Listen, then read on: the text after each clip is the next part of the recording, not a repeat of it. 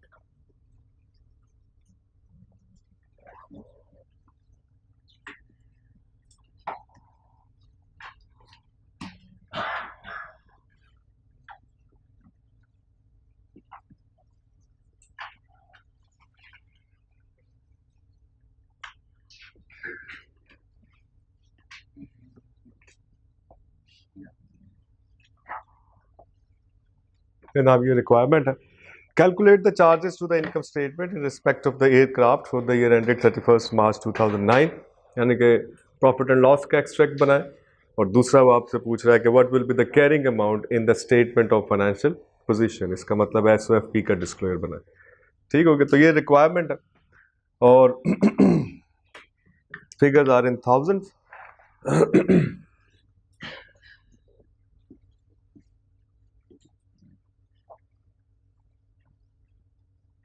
चलो अब वर्किंग आपने ओपन कर लिया, क्या schedule of non current asset open करें जनाब, open up the working on your page जल्दी से। ये पहले एक्सट्रैक्ट बना लें, फिर उसके बाद आप वर्किंग ओपन करें।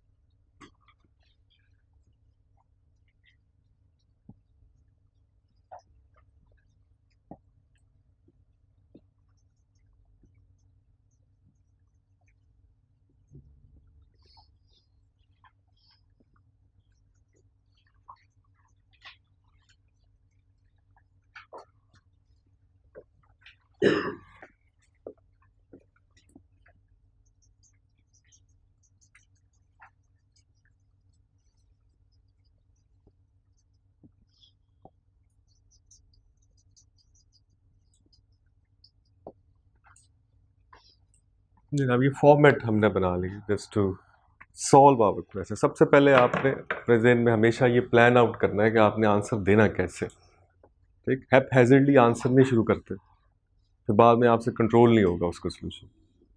कभी ये सॉल्व कर लिया, कभी वो सॉल्व कर लिया, इसका मतलब है कई चीज़ें बीच में से मिस हो जाए। पहले पूरा ज़हन में आपने एक स्ट्रक्चर बनाना है, उसको कॉपी पे लेकर आना है, फिर उस फ्रेमवर्क के अंदर रहते हुए आप सॉल्व करेंगे तो प्रोबेबिलिटी ज़्यादा हो जाती है कि आप क्वेश्चन सही सॉल्व कर लें। अगर आप हैप्पैज़र्डली करेंगे, कभी कुछ सॉल्व कर रहे हैं, कभी कुछ सॉल्व कर रहे हैं, इसका मतलब है शायद ही कोई चीज़ पूरी सॉल्व होगी। तो जिस फ्लो में क्वेश्चन चलता है उसी फ्लो में आपने इंफॉर्मेशन को अगर आप प्रोसेस करते जाएंगे तो चीज़ें खुद ब खुद सॉल्व होती जाएंगी। ठीक, अभी हमारे पास आ गया जनाब, हमने एक्सटीरियर स्ट्रक्चर जो है उसको कॉस्ट कितनी है जनाब, 1,20,000 यानी कि 120 मिलियन। ठीक, तो यहाँ पे हम लिखेंगे 120,000 और वो लिखता है कि जनाब ये खरीदा कब था हमने, 1 अप्रैल 1995। और हम किस साल की रिपोर्टिंग कर रहे हैं, 31 मार्च 2009 ईयर एंड। इसका मतलब शुरू कब हुआ है, अप्रैल 2008।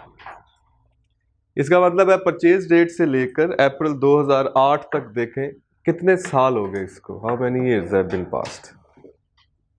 ठीक, मार्च 96, फिर आएगा जनाब 7, फिर आएगा 8, फिर आएगा 99, फिर आएगा 2000, फिर 1, फिर 2, फिर 3, फिर 4, फिर 5, फिर 6, 7। कितने साल हो गए टोटल, क्योंकि आपने ओपनिंग बैलेंस किसका लेना है, अकामुलेटेड डेप्रिसिएशन का। तो कितने साल हो गए होंगे जब अकाउंटिंग ये शुरू होगा, तो इट्स बिन 13 ईयर्स, 13 साल। ठीक, इस साल की तो आप खुद कैलकुलेट करेंगे ना। आपको ओपनिंग बैलेंस चाहिए किसका, accumulated depreciation of the exterior structure. तो आप परचेज डेट से देखें up to the start of the current accounting year कितने साल हो गए। ठीक, तो हम देख काउंट करें तो 13 साल जो है वो 13 ईयर्स हैव बीन पास्ट। आपने 95 में इसको परचेज किया, ऐसे 95 से आप उसको आगे लेकर आएंगे तो 2005 तक कितने हो गए,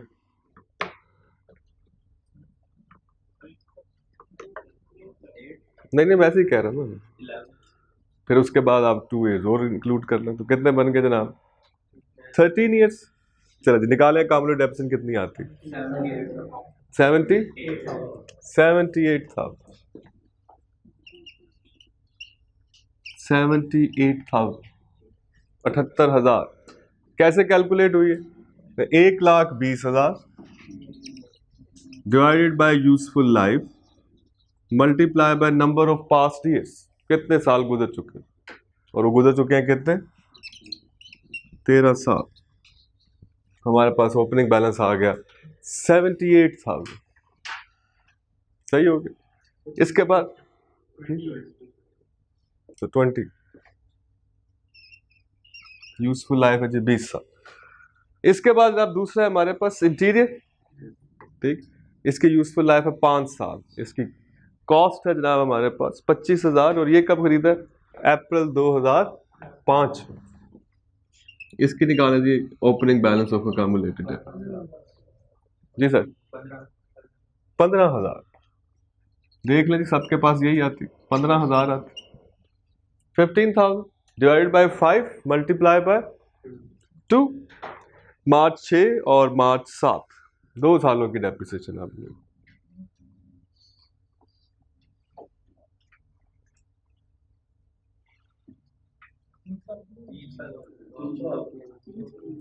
हाँ 3 साल सर, 6, 7, 8, ठीक 3 साल, 15,000। इसके बाद आ गया आपके पास इंजन, और इंजन है जनाब आपके पास, कहते 2 इंजन है, एक 9 मिलियन का है, तो टोटल मिला के इंजन है 2, यानी कि 18 मिलियन के, so 18,000। 18,000। अब इसके ऊपर वो कह रहा है कि आपकी लाइफ का पैटर्न क्या है। इसकी टोटल लाइफ है 36,000 फ्लाइंग आवर्स। अब कितने फ्लाइंग आवर्स वो कर चुका है अप्रैल 2005 के बाद से, अब आप क्वेश्चन पढ़ेंगे तो उसमें हमें पता चलेगा कितने फ्लाइंग आवर्स वो कर चुके। ठीक, अभी डाटा में नहीं है, हमें नजर नहीं आ रहा। अब आप क्वेश्चन को रीड आउट करना शुरू कर, कहते नील रेजिडुअल वैल्यूज है सबकी, रिज्यूम करें। 1 अप्रैल 2008 यानी कि अकाउंटिंग ईयर के शुरू में जो लॉग है वो ये बता रहा है कि 10,800 घंटे जो है वो फ्लाइंग हो चुकी है सिंस अप्रैल 2005। ले जनाब कितने हो गए, अब आप अकामुलेट डेप्थ से निकाल सकते हैं।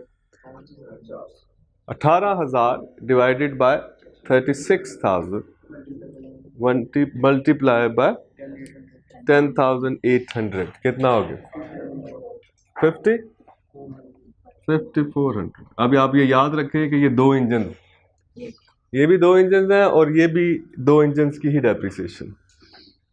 ठीक, अगर आप इसको 2 से डिवाइड कर देंगे तो एक इंजन की डेप्रिसिएशन, दो कॉलम भी बना सकते हैं, लेकिन इस तरह सॉल्व कर लो। 5400 the combined accumulated depreciation of the 2 engines। ठीक हो गया। चलिए आगे क्या हुआ, कहते इस साल क्या हुआ कि जनाब the aircraft flew for 1200 hours for the 6th month to 30th September 2008 and a further 1000 hours in the 6th month to 31st March 2009। यानी कि टोटल उसने इस साल 2200 आवर्स पूरे किए, लेकिन 6 माह पहले 6 माह में 1200 घंटे और अगले 6 माह में 1000 घंटे। ठीक हो, 1 अक्टूबर 2008 यानी कि mid of the accounting year क्या हुआ कि जनाब bird strike accident which damage one of the engine beyond repairs. एक इंजन तो बिल्कुल ही खत्म हो गया, रिपेयर भी नहीं हो सकता, उसका मतलब ऑब्सलीट हो गया, ठीक, स्क्रैप हो गया। This was replaced by a new engine with a life of 36,000 hours at a cost of rupees 10.8 million। 10.8 million का नया इंजन आ गया। The other engine was also damaged but was repaired at a cost of rupees 3 million। However, its remaining estimated life was shortened to 15,000 hours। क्या दूसरा engine जो था उसको हमने repair करा लिया, 3 मिलियन लगे, लेकिन उसकी लाइफ जो है वो कम हो के 15,000 घंटे रहेगी। ठीक, चल जी अभी इंजन सॉल्व कर लें पहले, बाकी आगे दूसरी स्टोरी शुरू। ठीक हो गया जरा, करें जरा कॉपी पे कैसे सॉल्व करें। सबसे पहले क्या करना चाहिए हमें, डिस्पोजल करना चाहिए कि पहले 6 माह की डेप्रिसिएशन ले लेनी चाहिए। 1 अक्टूबर तक की पहले डेप्रिसिएशन ले लेना, उसके बाद एक्सीडेंट हो। डिस्पोजल पहले नहीं करेंगे आप, पहले आप क्या करेंगे, डेप्रिसिएशन लेंगे फॉर द फर्स्ट 6 मंथ, पहले 6 माह, ताकि आप 1 अक्टूबर 2008 तक आए ना, पहले 6 माह गुजरेंगे तो क्या होगा, पहले 6 माह की डेप्रिसिएशन आएगी। 6 मंथ डेप्रिसिएशन कितनी आएगी जनाब, डेप्रिसिएशन 6 मंथ कितनी आएगी, 18,000 डिवाइडेड बाय 36,000 इंटू 1000 के 1200 इंटू 1200 कितना है 600। इसमें डेप्रिसिएशन आ गई आपके पास 600। एंट्री क्या हुई, वही depreciation account debit, accumulated depreciation account credit. अब 1 अक्टूबर को बर्ड स्ट्राइक, ठीक हो गया, और एक इंजन जो है वो बिल्कुल स्क्रैप, उसको क्या कर ले, डी रिकॉग्नाइज कर दे। क्या एंट्री होगी, engine credit, accumulated depreciation debit और difference profit and loss account को चार्ज हो, क्योंकि वो बियॉन्ड रिपेयर है, इसका मतलब ऑब्सलीट हो गया, खत्म, स्क्रैप हो गया। ठीक, क्या एंट्री कर रहे होंगे हम जनाब, हम एंट्री कर रहे होंगे accumulated depreciation account debit to engines. अब अकामुलेटेड डेप्रिसिएशन कितनी है, तो हम देखते हैं कि जनाब जिस दिन स्ट्राइक हुई है उस दिन 6,000 है टोटल, 5,400 जमा 600 टोटल 6,000 डेबिट, तो 2 इंजन की है, एक इंजन की कितनी है 3,000, so it means it's 3,000। ठीक 6,000 डिवाइडेड बाय 2 3,000 इसकी कॉस्ट कितनी है 9,000, so difference goes to the profit and loss account, that is 6,000। ये डबल एंट्री होगी, इंजन क्या हो गया, डी रिकॉग्नाइज हो गया। तो आप यहां पर लिख सकते हैं जनाब डिस्पोजल्स,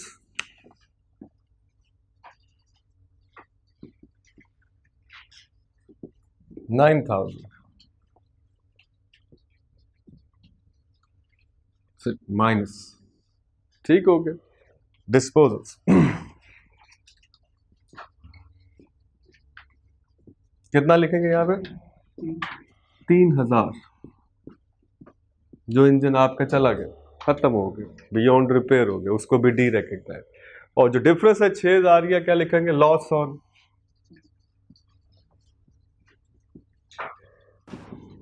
इंजन, कितना आ गया ये प्रॉफिट एंड लॉस में आ गया 6,000। तो एक्सट्रैक्ट की पहली आइटम आपके पास आ गई। 6,000 का लॉस कहाँ पे रिपोर्ट करना है आपने? Profit and loss.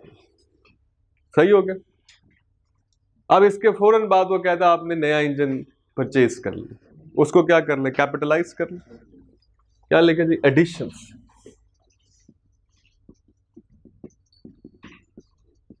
एडिशंस कितने का लिए? 10,800। 10,800। नहीं, नया इंजन आ गया। अब वो कहता है 1 अक्टूबर से लेकर ईयर एंड तक जहाज ने आवर्स पूरे किए हैं 1000। लेकिन इसमें एक छोटा सा जो उसने ट्विस्टर रखा हुआ है वो ये है कि जो नया इंजन है उसकी लाइफ तो 36,000 आवर ऐसे ही, लेकिन जो आपका पुराना इंजन है उसको आपने रिपेयर कराया है और उसकी रिपेयर पे कितने पैसे लगे? Subsequent expenditure. रिपेयर है, कैपिटलाइज होगा या राइट ऑफ होगा? तो हम कहते हैं राइट ऑफ होगा। तो वो किधर रिपोर्ट होगा? प्रॉफिट एंड लॉस में। रिपेयर कितने का? रिपेयर 3,000।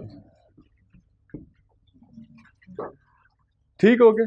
रिपेयर राइट ऑफ हो गया, प्रॉफिट एंड लॉस अकाउंट में आ गया, एक्सपेंस बना दिया। अब आप निकालेंगे नेक्स्ट 6 मंथ की डेप्रिसिएशन। अब वो दो इंजन, दोनों इंजन के बारे में वो क्या कह रहा है? कहता है पुराना इंजन जो है जब हमने उसको रिपेयर करवाया तो उसकी यूजफुल लाइफ पहले से कम हो गई और वो कितनी रह गई है? 15,000 आवर्स। अब उसकी डेप्रिसिएशन आप कैसे निकालेंगे? तो हम निकालेंगे जनाब 9,000 माइनस 3,000, यही उसकी कैरिंग वैल्यू होगी। 9,000 माइनस 3,000 कितना आ गया? 6,000 divided by 15,000 hours multiply by 1,000. So the depreciation is 400 of the old engine. पुराने इंजन की डेप्रिसिएशन कितनी आई? 400। नया इंजन की डेप्रिसिएशन आप कैसे निकालेंगे? 10,800 डिवाइडेड बाय 36,000 आवर्स इनटू 1,000 कितना आ गया? 300। नए इंजन की डेप्रिसिएशन 300 आ गई। ठीक हो गया। अब दोनों को मिलाएंगे तो टोटल डेप्रिसिएशन कितनी बनी? 700। So depreciation next 6 months.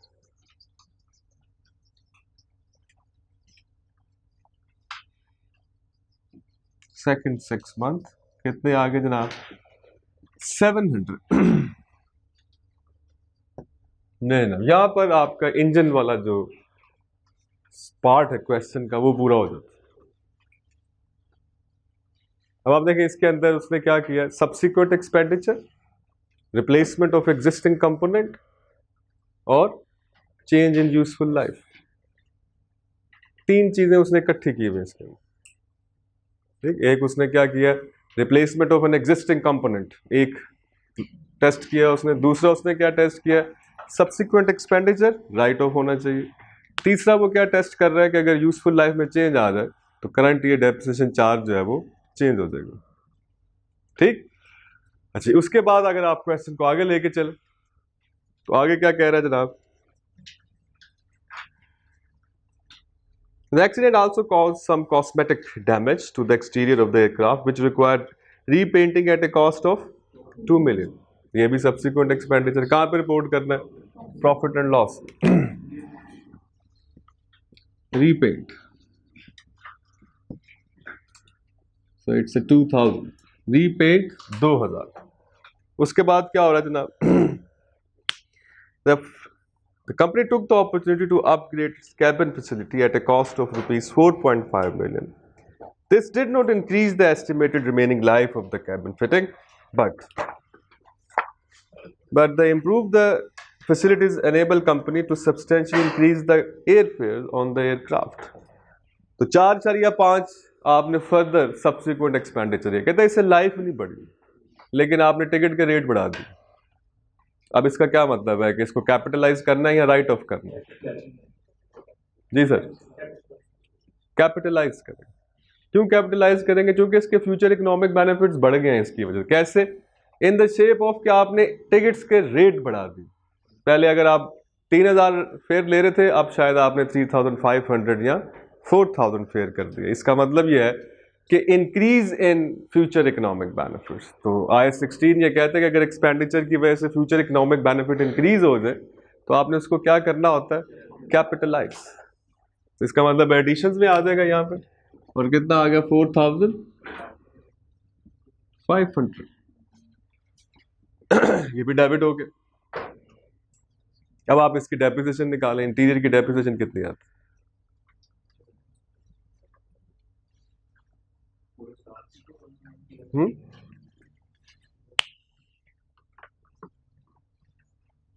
Note लिखा हुआ नीचे question, the post accident changes are deemed effective from 1 October 2008। ये देखिए जनाब, इसमें भी एक छोटा सा ट्विस्ट है जो आप लोग अगर नोट कर लिया तो बड़ी अच्छी बात है, नहीं किया तो ज़रा मैं आपको बता दूं। ये जो 4500 है इसके बेनिफिट कितनी देर आएंगे, रिमेनिंग 2 ईयर्स। अगर तो आप ये कर रहे हैं इसको इसमें ऐड करके 5 से डिवाइड करके 1 ईयर कर रहे हैं तो ये आप गलत कर रहे हैं। ठीक हो गया, 3 साल गुजर चुके हैं इंटीरियर के, आपने जो फर्दर उस पर एक्सपेंडिचर किया है वो कितने साल चलेगा, इस साल और अगले साल, बस यानी कि 2 साल ही चलेगा, क्योंकि उसके बाद तो खत्म, इंटीरियर की लाइफ खत्म, जो आपने एक्सपेंडिचर किया है वो भी खत्म। इसका मतलब ये जो आपने एक्सपेंस किया है, एक्सपेंडिचर किया है, इसके बेनिफिट कितने साल हैं over the remaining life of the interior, जो कि क्या है, इस साल और अगले साल। सो 2 ईयर्स, 2 साल, सही हो गया। और अगर आप देखें तो एग्जैक्ट जाएं तो ये 1.5 साल है बस, क्योंकि 1 अक्टूबर को जब हुआ है तो इट मीन्स 6 माह इस अकाउंटिंग ईयर के और 1 साल अगले साल का, so it makes it 1.5 years. ठीक हो गया। अब आप डेप्रिसिएशन निकालेंगे तो कैसे कैलकुलेट होगी, पहले वाले पे तो वही आ जाएगी 5000, ऐसे 25 डिवाइड बाय 5, तो मतलब 5000 पूरे साल की आ गई। अब जो नया एडिशन है उस पे आप कैसे निकालेंगे, यानी कि 25,000 डिवाइडेड बाय 5, तो ये आ गई 5000। जो आपने एडिशन किया है 4500, उसको आप डिवाइड करेंगे 1.5 से, 1.5 साल से, मल्टीप्लाई करेंगे आप कितने से, 0.5 से, 6 मंथ्स, तो कितनी आ गई डेप्रिसिएशन, तो कहते ये आ गई जनाब हाँ जी 1500, सो मेक इट 6500, नहीं निकाली 6500, 6500, डेप्रिसिएशन कितनी आ गई जनाब, 6500, सही हो गया। ये जो एडिशनल एक्सपेंडिचर हुआ है इसके बेनिफिट कब तक आएंगे, जब उसकी लाइफ खत्म हो जाएगी जिस पर आपने खर्चा किया, तो इसके भी बेनिफिट खत्म। अब इस पॉइंट से लाइफ खत्म होने तक कितना टाइम पीरियड रह गया, 1.5 साल, तो उसका मतलब इसको डिवाइड कितने से होना चाहिए, 18 मंथ से, या 1.5 ईयर्स, सही हो गया। इन 2.5 आपके पास डेप्रिसिएशन आ जाएगी। अब यहाँ पे हम लिख दे जनाब, डेप्रिसिएशन कितनी आ गई जनाब इसकी 6500।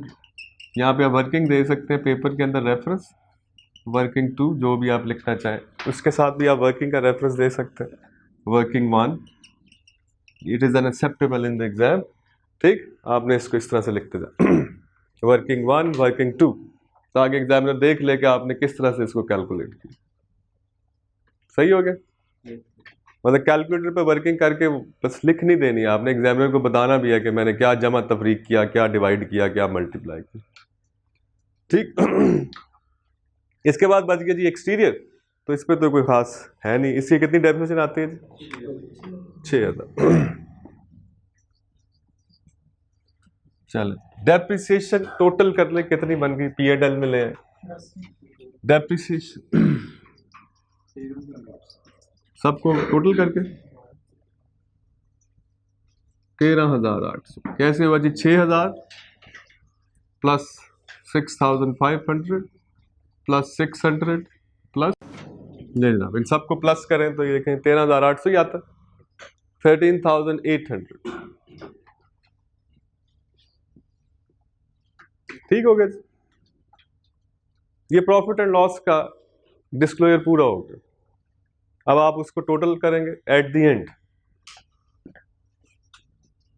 At the end 120,000, 29,500, 19,800 at the end. ये 13,000, कितना बन गया जनाब? 78 और 6 84, 21,500,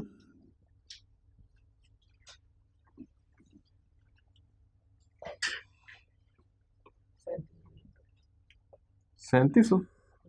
कैसे? 3,000 थे बचे। हाँ 37। अब आपके पास आ जाएगा जनाब net book value, carrying value. कैसे निकलनी है carrying value? This minus this, carrying value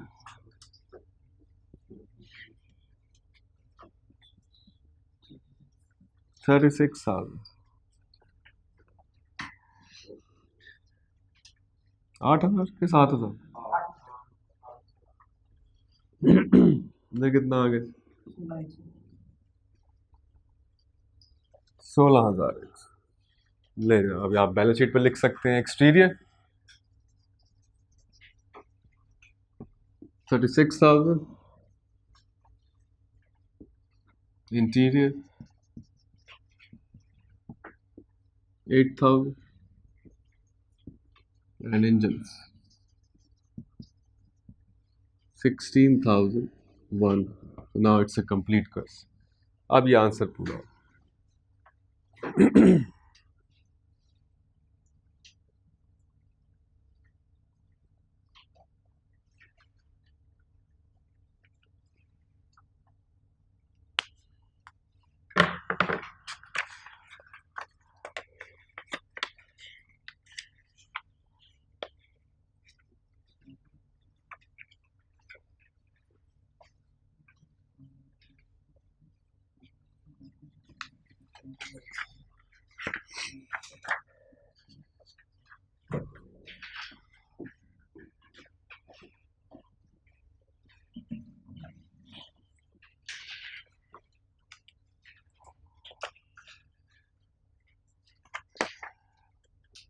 मेरा क्वेश्चन नंबर 2 आपने कर लिया था पास पेपर। क्वेश्चन नंबर 1 पे आएंगे। क्वेश्चन नंबर 1,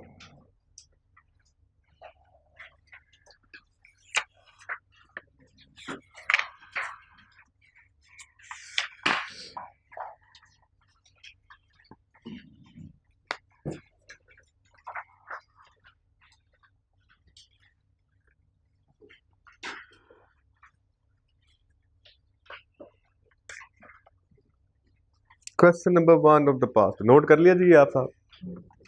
हो गया? अब मैं जब होमवर्क दिया करूं तो आपने करके लाना होगा। वो जो बैठा ना वो पीछे, ये आपको बुक दरवाजे पे चेक करेगा आपकी कॉपी। जिसने नहीं किया होगा उसको तुमने बाहर खड़ा कर देना 15 मिनट के लिए। ठीक, बाहर खड़े रहेंगे और इनकी तस्वीरें ताकि सोशल मीडिया पे अपडेट कर दें। नीचे लिख देना ये काम नहीं कर दे इसको आज है। CFE की वेबसाइट ये है जनाब, काम नहीं कर रहे स्कूल का। ले जाओ क्वेश्चन नंबर 1 पे आज।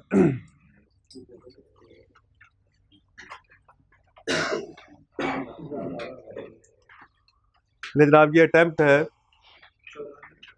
ऑटोमन 14, ठीक, 2014 का सवाल।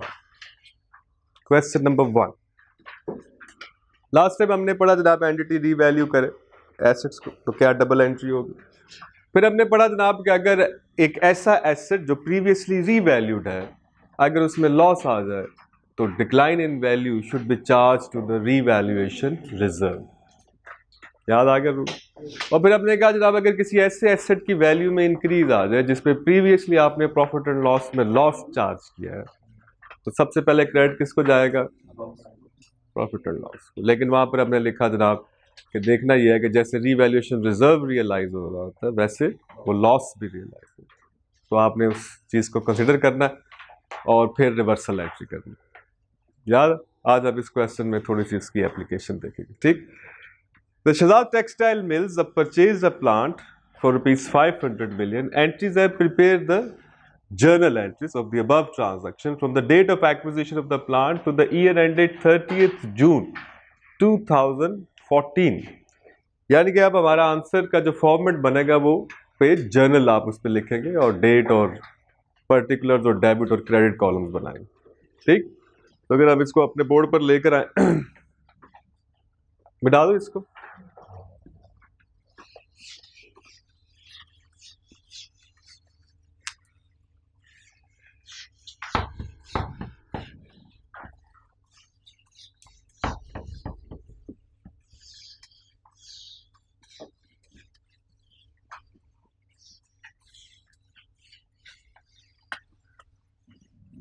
जर्नल जर्नल ओपन करेंगे जनाब हम, और फॉर्मेट आप लोगों को याद है जी। जर्नल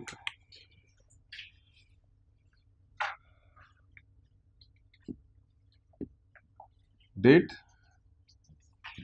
पर्टिकुलर्स,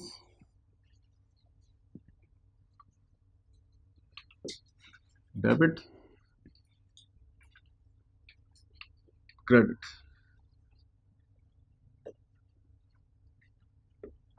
ये हमारे पास आ गया जर्नल। अब आपने जर्नल एंट्रीज पास कर, ठीक हो गया।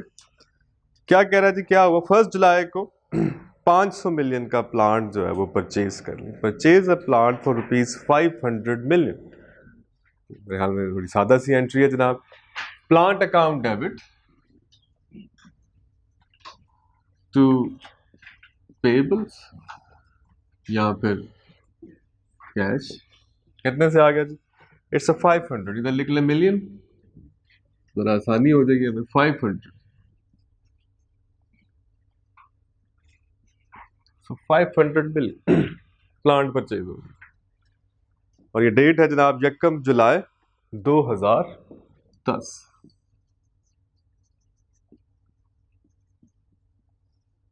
First July 2010।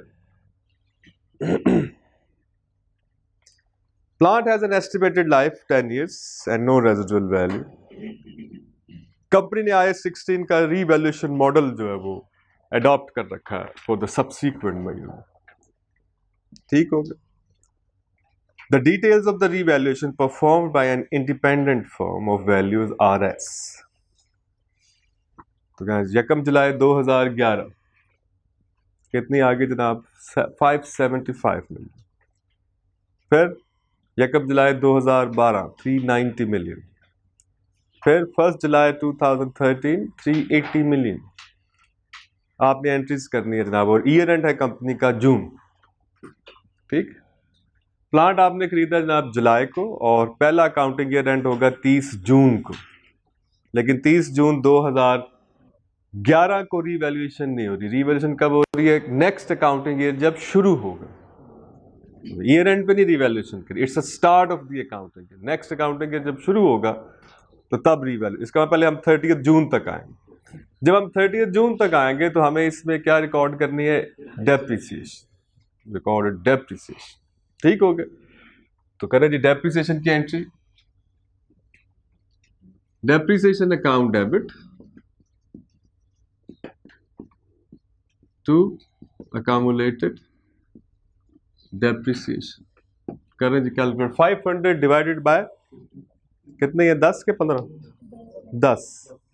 500 डिवाइडेड बाय 10, इसमें 50 मिलियन की डेप्रिसिएशन, 50।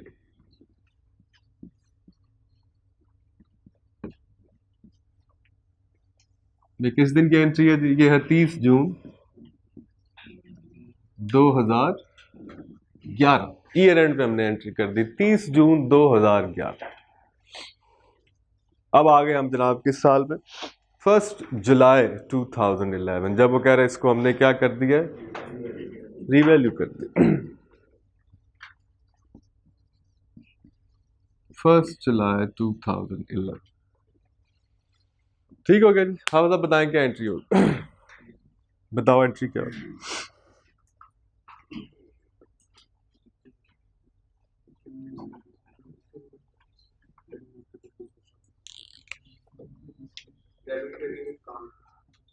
प्लांट डेबिट कितने से? प्लांट अकाउंट डेबिट विद 75 फिर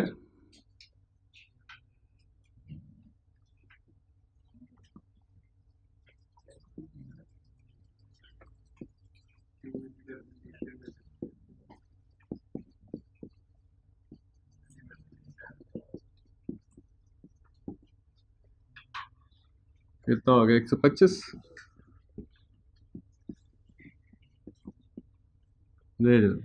रीवैल्यूएशन, सो इट्स रीवैल्यूएशन। ठीक हो गया। चलो कब हुई है ये? 1 जुलाई 2011 को revaluation. Plant account debit, accumulated depreciation account debit, revaluation reserve account credit. कैसे निकाला जनाब? नॉर्मली मैं आपको बताता हूँ। Step number 1, debit the accumulated depreciation account, जितने भी डेप्रिसिएशन। सबसे पहले credit the revaluation reserve with the difference of the fair value minus carrying value. Fair value वो बता रहा है इसकी 575 और इसकी कैरिंग वैल्यू थी 450, ऐसे ही है 450। तो ये कितना बन गया जनाब? 125। और दोनों का डिफरेंस कहां पे जाना है? एसेट अकाउंट, जिसको आप रीवैल्यू कर रहे हैं, जो कि 75 हो गई रीवैल्यूएशन। फिर जनाब अब आएंगे 30 जून 2012, 30 जून 2012, पूरा साल गुजर गया। अब जब पूरा साल गुजरेगा तो पहले तो एसेट डेप्रिसिएट हो। अब जब उसने डेप्रिसिएट होना है तो स्टैंडर्ड कह रहा है रीवैल्यूएशन मॉडल है, तो revalued amount divided by remaining useful. तो कितनी डेप्रिसिएशन आएगी? 575, उसकी रीवैल्यूड अमाउंट है, divided by 9, 9 is the remaining life. तो depreciation account debit to accumulated depreciation कैसे निकाल रहे हैं जनाब हम? 575 डिवाइडेड बाय 9, एक साल गुजर चुका। ठीक हो गया। तो रिमेनिंग लाइफ उसकी कितनी है? 9। कितना आ गया जी? 63 पॉइंट, यानी कि 63.9, यानी कि 64। तो कोई गल नहीं यार की है, उन्हें पॉइंट्स लै के फिरते रहिए। तो 64 बस ठीक। Depreciation account debit to accumulated depreciation 64 हो गया जी। अब जब आपने एसेट को यूज किया एक साल तो उसका रीवैल्यूएशन रिजर्व भी रियलाइज हुआ। There is a realisation of revaluation. कितने से? पहले हम 50 ले रहे थे, अब 64 से, 14 से रियलाइज हो गई। एक्स्ट्रा डेप्रिसिएशन कितनी है? 14। अदरवाइज आप ऐसे भी कर सकते हैं, 125 को 9 से डिवाइड कर, 125 डिवाइडेड बाय 9, ठीक हो गया। okay. सही हो गया जनाब। अब आप रियलाइजेशन की एंट्री क्या करनी है? अभी revaluation reserve debit, retained earnings credit. Revaluation reserve account debit to retained earnings,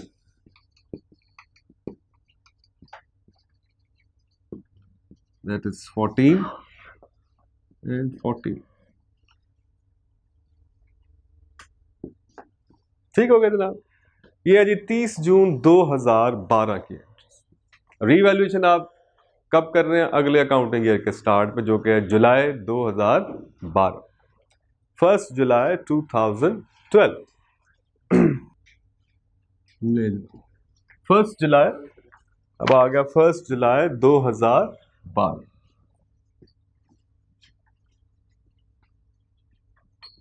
revaluation क्यों भाई? करो भी एंट्री रीवैल्यूएशन। कितनी है फेयर वैल्यू उसकी? 390 मिलियन, 390 ना।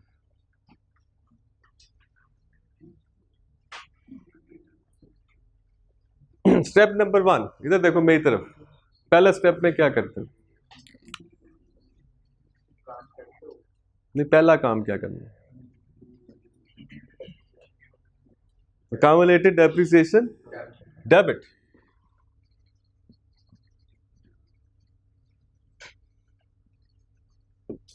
कितने से जनाब? 64।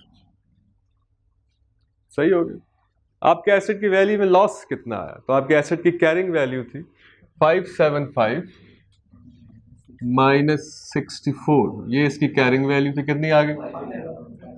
5। और इसकी फेयर वैल्यू हमें बता रहा है 390। तो कितना डिफरेंस आया?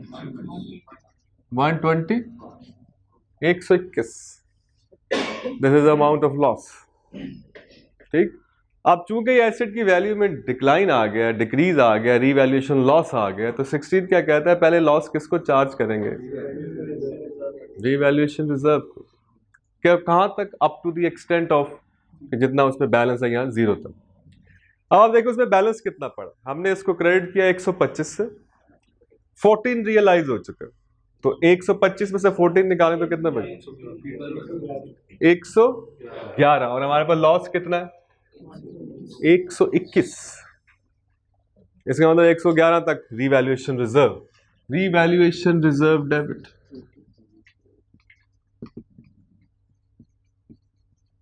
111। 111 कैसे निकला जनाब हमारे पास? ये तो हम कहते हैं जनाब हमारे पास रीवैल्यूएशन रिजर्व में पड़ा था 125, जिसमें से हमने 14 रियलाइज कर लिया, बाकी बच गया 111। तो मैक्सिमम लॉस जो चार्ज हो सकता है वो 111। और कितना चार्ज करना हमने? 10। अब ओवर एंड अबव किसको चार्ज होना है? Profit and loss. Profit and loss account debit with 10। Total asset कितने से क्रेडिट होगा जी? 2 प्लांट। तीनों को प्लस करें क्या आता है? 185। लेना। ये एंट्री आ गई 1 जुलाई 2012। सही हो गया जनाब? 1 जुलाई 2012 की एंट्री। अब कब एंट्री होनी है? 30 जून 2013, 30 जून 2013। सबसे पहले depreciation. Depreciation account debit to accumulated depreciation।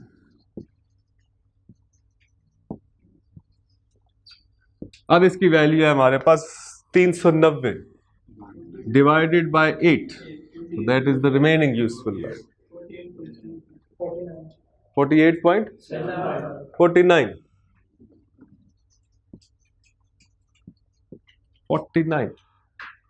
49 की डेप्रिसिएशन। सही हो गया। फिर उसके बाद अब हमारे पास चूंकि रिजर्व में कोई पैसे नहीं पड़े हुए, रिजर्व में कोई अमाउंट नहीं, so there is no realisation, that's it, खत्म। सही हो गया। वो तो लॉस तो P&L में है ना, तो प्रॉफिट एंड लॉस को चार्ज हो गया, खत्म। सही हो गया जनाब। अब हम आ जाएंगे जनाब नेक्स्ट अकाउंटिंग ईयर में, दैट इज 1 जुलाई 2013। और 1 जुलाई 2013 को इसकी वैल्यू है 380 मिलियन, 380 मिलियन। ठीक हो गया। अब अगर आप देखें 1 जुलाई को एसेट की कैरिंग वैल्यू कितनी आ रही होगी, तो हम कहते हैं जनाब इट इज 390 माइनस 49। कितना आ गया? और हमारे पास फेयर वैल्यू है इसकी 380। 39 का इंक्रीज आ गया। अब I16 ये कहता है कि ये ऐसा एसेट है जिस पर प्रीवियसली लॉस। तो जब आप एसेट की वैल्यू में इंक्रीज रिकॉर्ड करेंगे तो सबसे पहले आपने क्रेडिट किसको देना है? Profit and loss. कितना? जितना प्रीवियसली आपने उस पर लॉस किया। ठीक। अब आप यहाँ पर थोड़ी सी चीज जिसका आपने ख्याल रखना, हमें 10 का लॉस चार्ज किया, लेकिन हम क्रेडिट 10 का नहीं देंगे। अभी हम देखते हैं क्या होगा। सबसे पहले आपने क्या करना है? Accumulated depreciation debit.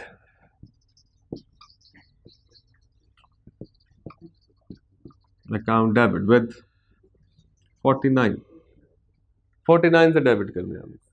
ठीक हो गया। फिर टू रीवैल्यूएशन रिजर्व आना है हमारे पास। ठीक। और इसके अलावा प्रॉफिट एंड लॉस। ठीक, अब आप देखते हैं हमारे एसेट में इंक्रीज जो आया वैल्यू में वो 39 है। तो क्या 39 रिवैल्यूएशन रिजर्व को डाल दो? कहते नहीं, इट्स नॉट 39। आपने प्रॉफिट एंड लॉस को पहले क्रेडिट देना। कितना? तो जितना आपने उसको पहले लॉस दी। अब हमने लॉस दिया 10 का, लेकिन 1 साल गुजर गए। ठीक, तो आपको बहुत सी बात समझा रहा था। तो 1 का जो लॉस है वो हमें रियलाइज होता हुआ किस तरह नजर आ रहा है कि जब तक एसेट रीवैल्यू नहीं था हुआ तब इसकी डेप्रिसिएशन थी 50। अगले साल जब रीवैल्यू हुआ तो डेप्रिसिएशन बन गई 64, 14 से बढ़ गई। जब लॉस आया तो डेप्रिसिएशन होगी 49। इसका मतलब है a reduced depreciation to the profit and loss equivalent to कि आपने 1 का क्रेडिट दिया, बस 50 का डेबिट जाना था ना, आपने 49 का दे दिया। इसका मतलब 1 रुपए का जो लॉस है वो ऑलरेडी रियलाइज हो गया in the shape of reduced depreciation.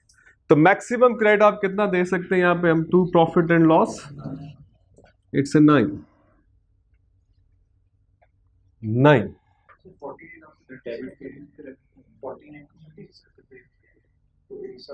49 को 50 से 50 से 1 का फर्क आ गया ना। ठीक, हर बार ऐसे कर बेस ईयर के गिर्द घूमेगा सारा। ठीक हो गया। तो रिड्यूस कितने से हो गया? 1। तो हमने इसको 9 का क्रेडिट दे दिया। अब रीवैल्यूएशन रिजर्व को कितने का क्रेडिट जाएगा? कहते हैं इट्स 30। ठीक, कितना बन गया जनाब? 39। और बाकी कितना बच गया अब हमारे पास? 10 टू प्लांट अकाउंट। कितने से क्रेडिट हो गया? 10 से।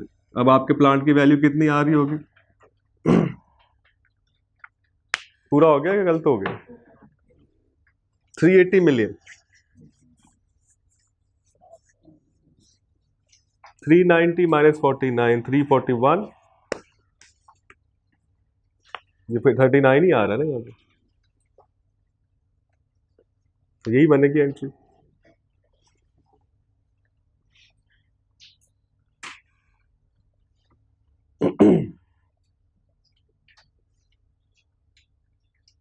ना प्लांट अकाउंट का डेबिट कितना पड़ा? 390। 10 से क्रेडिट हुआ, कितना बच गया बाकी? 380। यही वैल्यू आ रही 380। ठीक हो गया। Accumulated depreciation 49 debit, profit and loss account credit with 9। अब अगर आपने पेपर में 10 से किया तो यहां पे गलती हो जाएगी। It should be 9। ये कैसे हमने 9 किया कि जनाब इसने ओवर द रिमेनिंग ईयर्स जो है वो रियलाइज हो, वो हमने राउंडिंग ऑफ किया हुआ। अगर आप आंसर पेपर के देखेंगे तो उसने राउंड ऑफ चलाया होगा, वो 1 पॉइंट समथिंग आ रहा होगा कुछ। So make it 1, easiest way. So P&L credit with 9 over and above credit to the revaluation reserve and then plant account credit with 10. अब हमारी लेजर में प्लांट की वैल्यू क्या आ रही होगी? 380 मिलियन। ठीक हो गया। अब आप आएंगे 30 जून 2014। 30 जून 2014। सबसे पहले क्या होगा? डेप्रिसिएशन। तो depreciation account debit to accumulated depreciation कितनी आएगी जनाब? 580, सॉरी 380 डिवाइडेड बाय 7। कितना आ गया? है जी 54.2 54, चलो 54। कितना रियलाइज हो गया जनाब? 30 को 7 से डिवाइड कर दे, कितना आता है? 4 समथिंग 4। तो यहां पर देखें बेस ईयर से डेप्रिसिएशन कंपेयर करें, कितना फर्क आ रहा है? इसका मतलब 4 इज द रियलाइजेशन। ठीक, तो क्या एंट्री हो जाएगी? Revaluation reserve debit to retain earnings. कितने से जनाब? इट्स 4। नहीं ना, अब ये सवाल पूरा होगा। ये जो हमने उस दिन सैटरडे को रूल पढ़ा, अगर आप गौर करें पूरा सवाल जो है वो उसी रूल के गिर्द घूमता। लेना क्वेश्चन नंबर 3 देखें। Look at the question number 3 और क्वेश्चन नंबर 1। ये दोनों एक जैसे सवाल हैं लेकिन थोड़ा सा फर्क है। अब आप देखें क्वेश्चन नंबर 3 जो है ये है जी, अटेम्प्ट कौन सी बनती है? स्प्रिंग 17। वो तो 4 करी।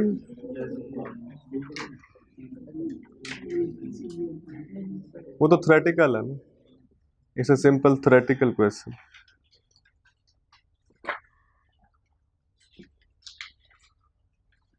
गलत लिख दिया, ऑटोमन 14, ऑटोमन 14, सारे ही ऑटोमन 14 से आया है। क्वेश्चन नंबर 1 भी 14 रहा है तो दूसरा भी 14, टाइपिंग गलत हो। ये होगा जनाब 16 का सवाल है, ये है पास पेपर के मेरे ख्याल में स्प्रिंग 16 का सवाल। Question number 3, SKL limited on. अब आप इसकी रिक्वायरमेंट देखें, लुक एट यही रिक्वायरमेंट है almost. They prepare entries to record revaluation surplus oblique loss on each of the above revaluation date. आगे ब्रैकेट में लिखता है entries to record depreciation expense, incremental depreciation and elimination of accumulated depreciation are not required. ठीक, इसका मतलब उसने question को squeeze कर दिया। उसने कहा मुझे ये नहीं चाहिए, ये वाली एंट्री नहीं करनी है। ठीक, डेप्रिसिएशन की एंट्री ना करनी। एलिमिनेशन ऑफ अकामुलेटेड डेप्रिसिएशन जो आप रीवैल्यूएशन के वक्त करते हैं, मुझे ये भी नहीं चाहिए। Incremental depreciation mean realisation of revaluation, मुझे ये भी एंट्री नहीं चाहिए। इसका मतलब आज सिंपली एंट्री करनी है, बाकी आप कैलकुलेशन अपने वर्किंग्स पे करें, जहां पे भी करें, आपने एंट्री रीवैल्यूएशन की बस पास कर, यानी कि एसेट अकाउंट डेबिट या क्रेडिट, उसके अगेंस्ट रीवैल्यूएशन या P&L जो भी आपने करें। ठीक हो गया, इसका मतलब है सिंपली इस अकाउंट को निकाल के बाकी ये एंट्री पूछ रहा है, वो आपसे ये वाली पूछ रहा है, फिर वो आपसे ये वाली पूछ रहा है, इसको निकाल के, फिर वो आपसे ये वाली पूछ रहा है, इसको निकाल के। यानी कि अकामुलेटेड डेप्रिसिएशन की रीसेटिंग जीरो नहीं करनी, आपने पकड़ना ही कैरिंग वैल्यू से। यानी कि जो पहली एंट्री, जैसे मैंने आपको बताया ना, 2 एंट्रीज हैं रीवैल्यूएशन की। पहली एंट्री क्या होती है, accumulated depreciation debit asset account credit, कहते हैं ये भी नहीं करनी आपने सिर्फ रीवैल्यूएशन की एंट्री पास करनी। उसने इसको क्या, अब आप अगर एंट्रीज ये करेंगे भी बाकी, तो एक तो उसका इफेक्ट गलत जाएगा कि आप रिक्वायरमेंट नहीं पढ़ रहे सही, दूसरा आपका टाइम ज़्यादा लगेगा, तीसरा आपको नंबर मिलने कोई नहीं इसके, क्योंकि उसने तो कहा ही नहीं हुआ। जिस एंट्रीज का उसने कहा ही नहीं, अगर वो आप करेंगे तो उसके तो मार्क्स नहीं मिलने ना आपको। इसलिए इसका मतलब है कि एक्स्ट्रा वर्क आप कर रहे हो। ठीक हो गया, ले जाना पड़े सवाल। और इसी क्वेश्चन को बेस बना के आपने, अब 3 साल है, फिर वंस अगेन अब आपके पास एसेट जो है वो प्लांट की जगह कौन सा है, now we have a building. ठीक हो गया, बिल्डिंग है हमारे पास, और जुलाई 2012 को बिल्डिंग खरीदी गई 360 मिलियन, 10 साल ही उसकी लाइफ, रीवैल्यूएशन मॉडल यूज कर रहा। और अगर आप गौर करें तो बिल्कुल वही सवाल, सेम टू सेम, प्लांट की जगह सिर्फ बिल्डिंग है और वैल्यूज जरा डिफरेंट। ठीक हो गया, 323, 208, 167, कोई यूजफुल लाइफ में चेंज नहीं है। रियलाइजेशन बिल्कुल हो रही है। SKL transfer the maximum possible amount from the revaluation surplus to retained earnings. Financial year end होता है 31 दिसंबर। हो गया जी, चलें जनाब पास करें जी। पहली एंट्री 31 दिसंबर 2013, कॉपी अपनी आप खोलें, ओपन अप द नोटबुक। ठीक, सब लोग अपनी नोटबुक खोल लें, सवाल पढ़ लिया सबने, ऐसे ही है।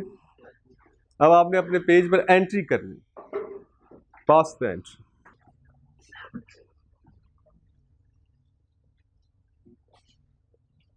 फिर आप कितने का खरीदी बिल्डिंग आपने, 360, 10 साल उसकी useful life, 36 per year. Revaluation किस दिन हो रही है, दिसंबर 2013, कितने साल हो गए, 1.5 साल, 31 दिसंबर 2013। ठीक हो गया। एसेट की कैरिंग वैल्यू कितनी आ रही है, तो हम कह रहे हैं 360 माइनस 36 माइनस 18, कितनी आ गई, 300, 306। फेयर वैल्यू कितनी है, 323, कितने का फर्क आ गया,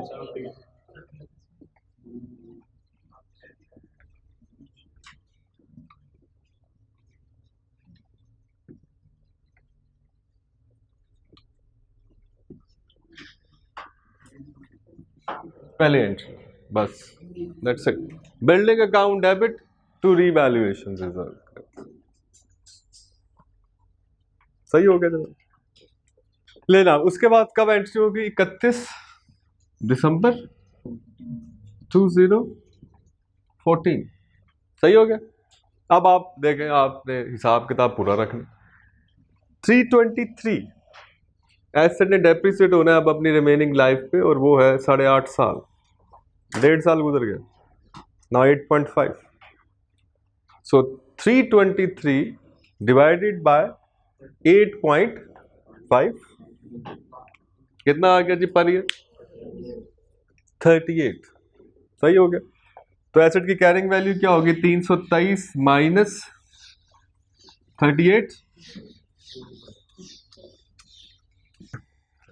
हाँ जी, 2015 में हो रहा. सॉरी, तो आपने मुझे 14 लिखवाया है. 2015. ठीक हो गया. अब आप देखें अपनी वर्किंग में लिखे कैरिंग वैल्यू एट 31 दिसंबर 2015. कैसे कैलकुलेट होगी जनाब? 323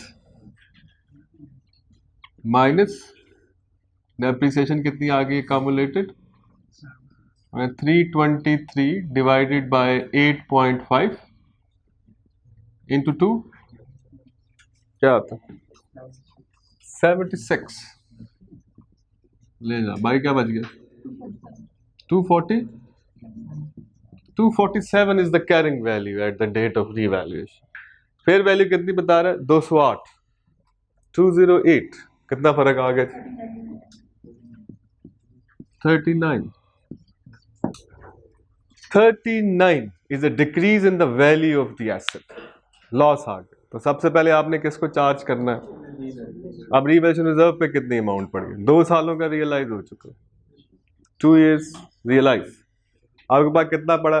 17. 17 को डिवाइड करें 8.5 से, तो कहते हैं आप रिमेनिंग रीवैल्यूएशन रिजर्व कैसे निकालेंगे? 17 डिवाइडेड बाय 8.5 इंटू 6.5. 2 साल निकल के बीच में से 8.5 साल से डिवाइड करें, 6.5 साल से मल्टीप्लाई करें, रिमेनिंग बच जाएगा 13. समझ आया ना क्या कर रहे? 8.5 से डिवाइड करेंगे ना तो पर ईयर आ जाएगा रियलाइजेशन. 6.5 से मल्टीप्लाई करेंगे तो रिमेनिंग रिवैल्यूएशन रिजर्व आ जाएगा. 2 बीच में से निकल के साल, तो हमारे पास रिमेनिंग बैलेंस आना चाहिए 13. कितना जनाब? 17. इसका मतलब मैक्सिमम लॉस जो हम चार्ज कर सकते हैं रिवैल्यूएशन रिजर्व को वो है 13. So revaluation reserve account debit with 13 to asset account credit with 39. Difference profit and loss कितना आ गया? 26 लेस. ये दूसरी एंट्री होगी. Second entry. अब आप देखें, गौर करें, वो अभी आपने सवाल किया है वही सवाल है ये, लेकिन उसने उसको क्या किया है? थोड़ा सा चेंज किया है कि बच्चों को जरा उनके कॉन्सेप्ट अगर रट्टे लगाए. उन्होंने कहा पहली एंट्री ये करनी है, दूसरी ये करनी है, तीसरी ये करनी है. जरा मैं इनको शेक करके देखूं कि पकड़ते हैं कि नहीं सवाल. ठीक, एक टिपिकल पैटर्न से उसने उसको शेक किया है ताकि, लेकिन कॉन्सेप्ट वही है जो क्वेश्चन नंबर 1 में टेस्ट हो रहा है, वही कॉन्सेप्ट इस सवाल में टेस्ट हो. ठीक हो गया. अब आप आएंगे किस डेट पे? 17. 31 दिसंबर 17. फिर आप इसी तरह निकालेंगे carrying value. So the carrying value at 31 December 17. कहां से शुरू हुई स्टोरी? शुरू हुई 208 से. ऐसे ही है. रिमेनिंग लाइफ कितनी रह चुकी थी? 6.5 साल. ऐसे ही है. So 208 divided by 6.5 multiply by once again 2. कितनी आगे कम्युलेटर? 64. 64. वाई कितना बच गया जनाब? 144. So the carrying value of the asset is 144, whereas the fair value is 167. तो कितने का चेंज आ गया? हैं जी 23।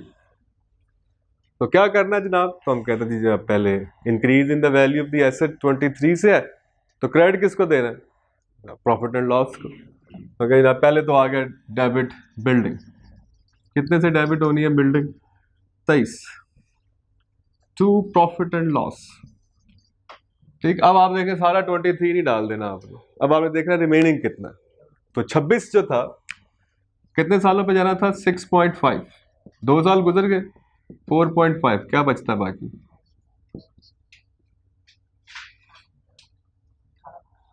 18। इसका मतलब मैक्सिमम लॉस जो क्रेडिट हो सकता है वो है 18 का P&L का। Maximum loss you can credit is 18 to the profit and loss. तो हम यहाँ पे लिखेंगे 18, ओवर एंड अबव कितना चला जाएगा, 5। ले लेना, अब ये सवाल पूरा हो गया, द क्वेश्चन इज कंप्लीट।